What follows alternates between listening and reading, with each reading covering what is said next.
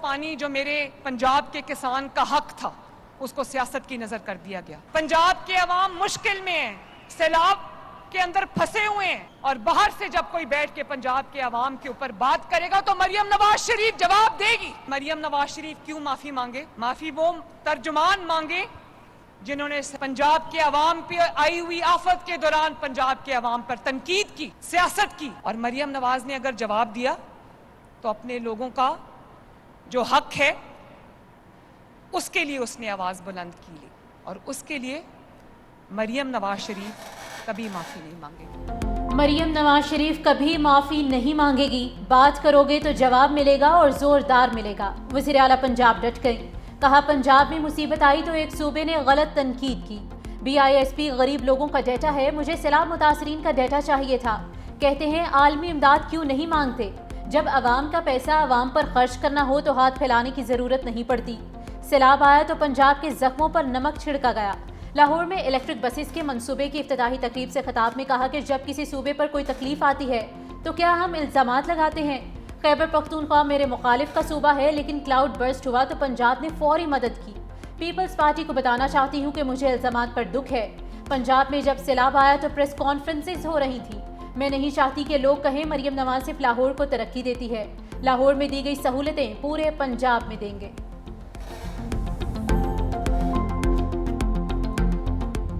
وزیر اعلیٰ مریم نواز کے بیانات پر پیپلز پارٹی کی ناراضگی برقرار. ارکان کا قومی اسمبلی اجلاس سے آج بھی واک آؤٹ. سینئر رہنما نوید قمر نے کہا ہمیں یقین دہانیاں کروائی گئی تھیں لیکن گراؤنڈ پر ابھی تک وہی صورتحال ہے. ہم ایوان سے پھر واک آؤٹ کرتے ہیں. حکومت کے منانے پر پیپلز پارٹی کے ارکان ایوان میں واپس آ گئے.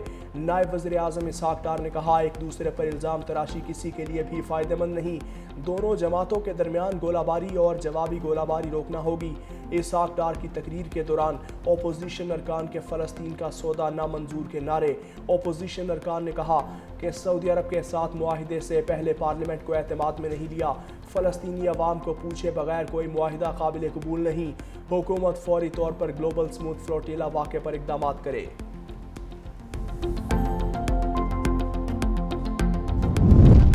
اتحادیوں کا پارا ٹھنڈا کرنے کی کوششیں جاری. نائب وزیر اعظم اسحاق ڈار اور پیپلز پارٹی میں ایک بار پھر رابطہ. ذرائع کے مطابق پیپلز پارٹی کے تحفظات وزیر اعظم کے سامنے رکھنے کی یقین دہانی کرائی. امید ہے پیر تک تمام معاملات حل ہو جائیں گے. اسحاق ڈار وزیر اعظم سے بات چیت کے بعد پیپلز پارٹی کو پیش رفت سے آگاہ کریں گے.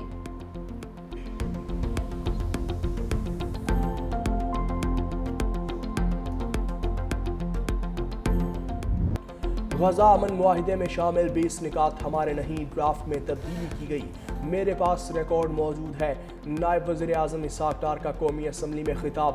بولے سعودی وزیر خارجہ نے کہا ہمارے پاس دو آپشنز ہیں, یا تو معاہدہ مسترد کر دیں یا انہیں معاہدے پر عمل کرنے دیں. کیا ہم نے صرف تماشا دیکھنا ہے؟ بیانات دینے ہیں؟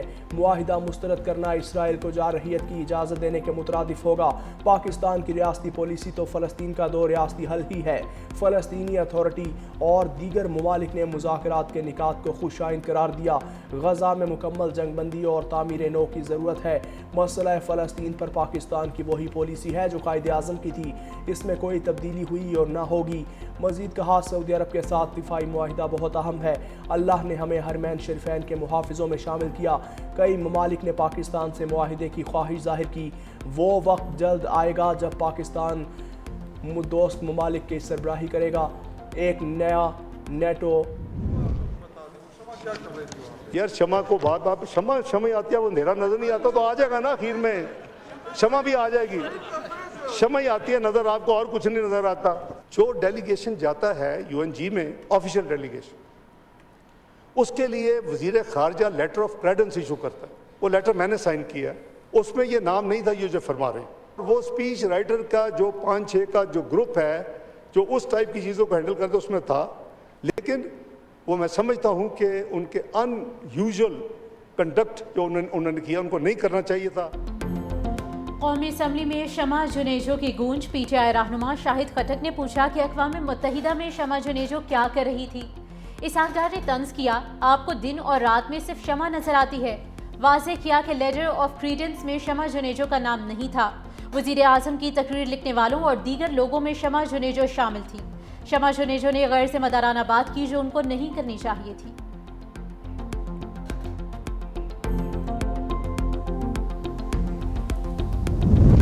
پاکستانی عوام کسی صورت میں اسرائیل کو تسلیم نہیں کرے گی۔ فلسطینی عوام کو پوچھے بغیر کوئی معاہدہ قابل قبول نہیں۔ مشاورت کے بغیر اتنے بڑے فیصلے کیے گئے۔ پی ٹی آئی رہنما اسد کیسر کہتے ہیں آپ معاہدہ کرتے ہیں لیکن فلسطین کی عوام سے نہیں پوچھتے۔ صدر ٹرمپ کے 20 نکات ابھی نہیں آئے تھے کہ ٹویٹ کر دیا کیا سعودی عرب کے ساتھ معاہدے میں پارلیمنٹ سے پوچھا۔ شمع جنیجو کے ماضی کے بیانات سے شکوک و شبہات جنم لیتے ہیں۔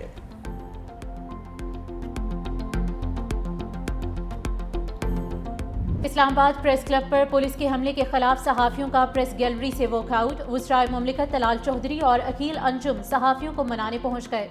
طلال چودھری نے کل کے واقعے پر دوبارہ معذرت کرتے ہوئے کہا کہ جو ہوا قابل افسوس ہے۔ نیشنل پریس کلب جو مطالبات دے گا اس پر عمل ہوگا۔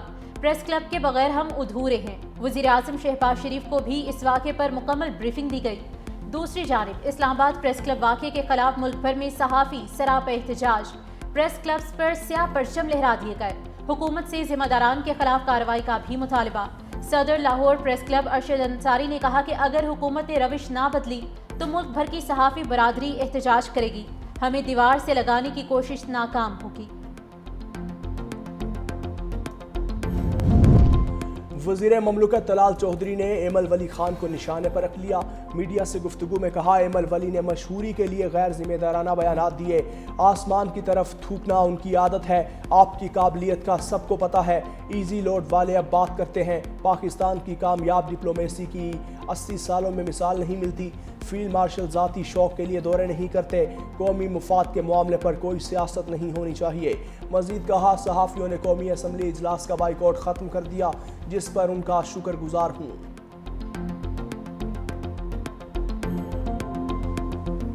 سیکیورٹی فورسز کا بلوچستان کے ضلع شیرانی میں انٹیلیجنس بیسڈ آپریشن۔ فائرنگ کے تبادلے میں بھارتی حمایت یافتہ 7 دہشت گرد جہنم واصل۔ دہشت گردوں کے ٹھکانے سے اسلحہ، گولہ بارود اور بارودی مواد برآمد۔ ہلاک دہشت گرد متعدد کارروائیوں میں ملوث تھے۔ علاقے میں مزید دہشت گردوں کی تلاش کے لیے کلیئرنس آپریشن بھی جاری۔ سیکیورٹی فورسز دہشت گردی کو جڑ سے اکھاڑنے کے لیے پرعزم۔ صدر اور وزیر اعظم کا سیکیورٹی فورسز کو خراج تحسین۔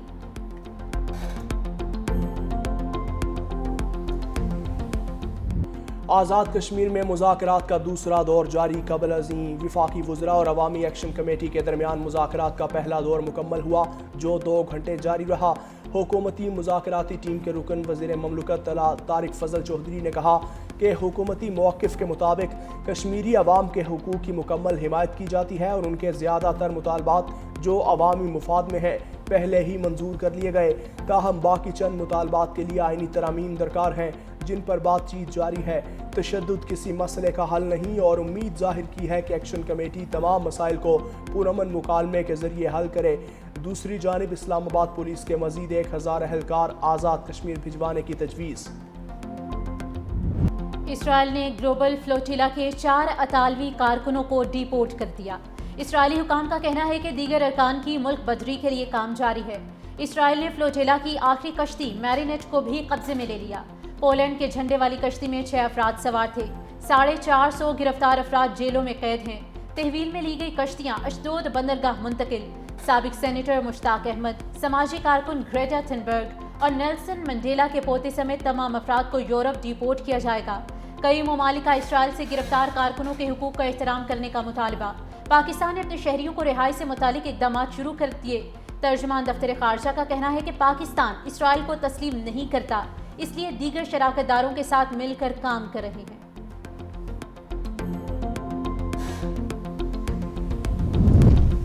چیئرمین پیپلز پارٹی بلاول بھٹو زرداری کا گلوبل سموتھ فلوٹیلا کو روکنے پر شدید رد عمل۔ کہا کھانا اور دوائیں کوئی خطرہ نہیں۔ اسرائیل نے پاکستان کے سینیٹر مشتاق احمد خان سمیت ڈاکٹرز اور رضاکاروں کو حراست میں لے کر انسانیت پر حملہ کیا۔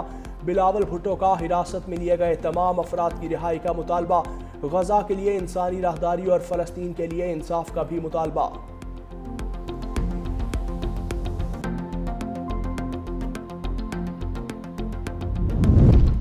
اسرائیل عالمی دباؤ کے باوجود غزہ پر حملوں سے باز نہ آیا۔ وحشیانہ بمباری کے دوران مزید 77 فلسطینی شہید۔ اسرائیلی حملوں میں شہداء کی تعداد 66,225 تک جا پہنچی۔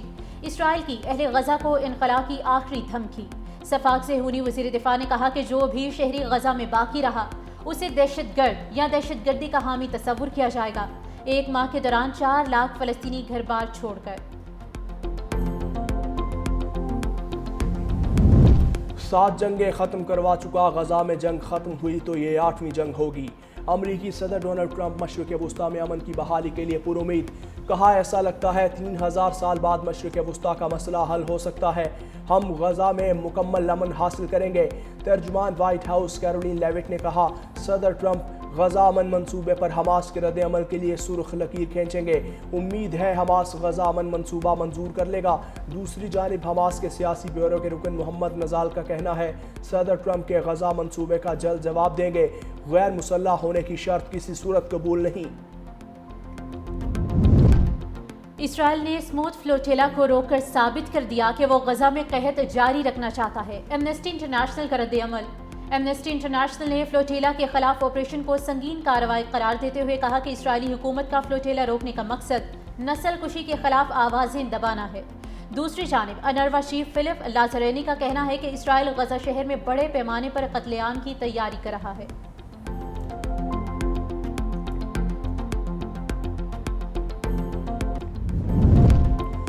نیا عالمی نظام آگے بڑھ رہا ہے، کوئی ایک طاقت دنیا کو اکیلے نہیں چلا سکتی۔ روسی ولادیمیر پوٹن نے کانفرنس سے خطاب میں کہا کہ عالمی توازن روس کے بغیر ممکن نہیں، مگر یورپی ممالک یوکرین کو استعمال کر رہے ہیں۔ یوکرین کے لیے بہتر ہے وہ سمجھوتے پر غور کرے۔ نیٹو پر حملے کی باتیں موضوع کا خیز ہیں، روس کے خلاف کسی بھی فوجی کارروائی کا بھرپور جواب دیا جائے گا۔